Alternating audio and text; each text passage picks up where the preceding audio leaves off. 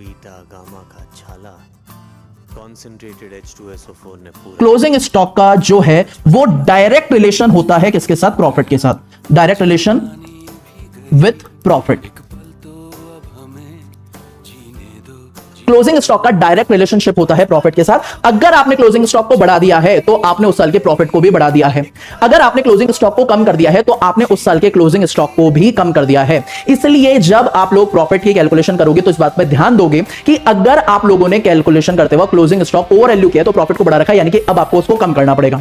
अगर उल्टा किया है तो जस्ट इसका वाइस वर्सा कर दोगे, यानी कि क्लोजिंग स्टॉक का डायरेक्ट रिलेशन होगा और ओपनिंग स्टॉक का इनवर्स रिलेशनशिप होगा। एक बात और ध्यान रखनी है आपको कैलकुलेशन करते वक्त, अगर आप लोगों को डिफरेंट साल दिए हैं तो यह बात ध्यान रखना मेरे प्यारे कि अगर क्लोजिंग स्टॉक में कोई गड़बड़ी है किसी साल में तो इसका सीधा सीधा मतलब यह है कि जो अगला साल है उसके ओपनिंग स्टॉक में भी गड़बड़ी है, यानी कि एडजस्टमेंट बाकी साल मतलब अगले साल में भी करना पड़ेगा। गलती कब है? जब गलती होती है क्लोजिंग स्टॉक में। यह बात आप लोग बहुत अच्छे से ध्यान रखेंगे। I hope it is clear now.